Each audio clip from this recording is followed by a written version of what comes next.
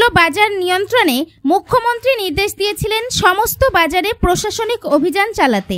আর সেই নির্দেশকে কার্যকরী করতে বৃহস্পতিবার সকালে ফুলিয়া বাজারে অভিযান চলল ব্লক ও পুলিশ প্রশাসনের। বৃহস্পতিবার সকালে শান্তিপুর ব্লক প্রশাসন ও শান্তিপুর পুলিশ যৌথভাবে ফুলিয়ার রেলবাজার কোঅপারেটিভ বাজারে অভিযান চালিয়ে পাইকারি ও খুচরা আনাজ ব্যবসায়ীদের সাথে কথা বলেন এবং সবজির দাম নিয়ন্ত্রণে রাখার আবেদন জানান।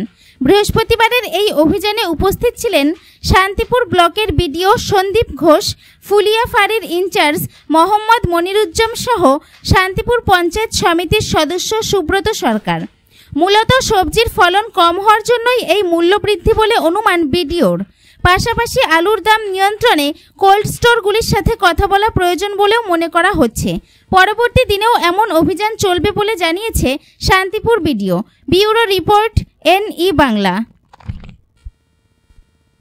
অগ্নিমূল্য বাজার নিয়ন্ত্রণে মুখ্যমন্ত্রী নির্দেশ দিয়েছিলেন সমস্ত বাজারে প্রশাসনিক অভিযান চালাতে।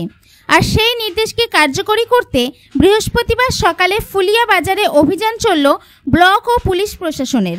বৃহস্পতিবার সকালে শান্তিপুর ব্লক প্রশাসন ও শান্তিপুর পুলিশ যৌথভাবে ফুলিয়ার রেলবাজার কোঅপারেটিভ বাজারে অভিযান চালিয়ে পাইকারি ও খুচরা আনাজ ব্যবসায়ীদের সাথে কথা বলেন এবং সবজির দাম নিয়ন্ত্রণে রাখার আবেদন জানান।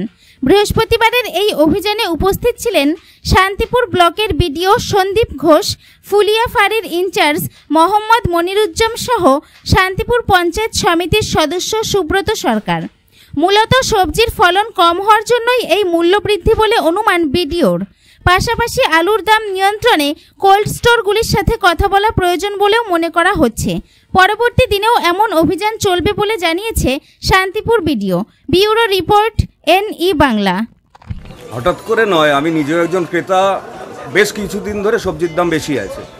আমাদের জেলা প্রশাসন এবং ঊর্ধ্বতন কর্তৃপক্ষের নির্দেশ ছিল এই দামটা ভেরিফাই করার জন্য।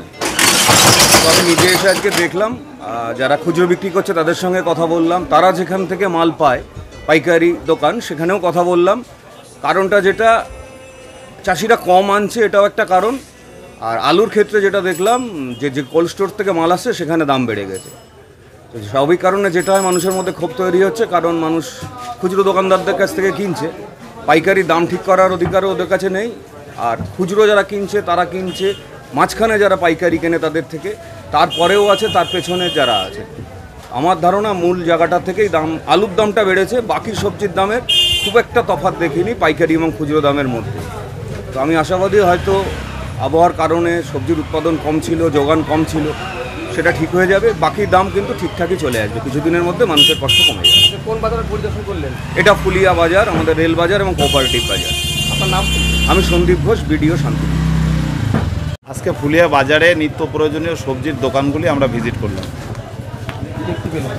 দেখতে পেলাম মোটামুটি সবজির যে দাম যোগান অনুসারে প্রায় ফুলিয়া বাজারে ঠিক আছে, তবে কয়েকটা সবজি পাইকারির সাথে খুচরোর একটু পার্থক্য রয়েছে। তার কারণ হিসাবে মানে যারা সবজি চাষি তাদের যোগানটাকেই মূল হিসাবে দেখা যাচ্ছে। আর আলুটার মানে বাজার মূল্য হঠাৎ করে বেড়েছে, সেটা আমরা ঊর্ধ্বতন কর্তৃপক্ষকে জানাবো, যাতে হিমঘরের সঙ্গে যেটা একটা সমস্যা চলছে বলে মনে হচ্ছে পাইকারি বাজারের সাথে, যার জন্য আলুর দামটা একটু বেশি। নাম বলুন। আমি সুব্রত সরকার, শান্তিপুর পঞ্চায়েত সমিতির সদস্য।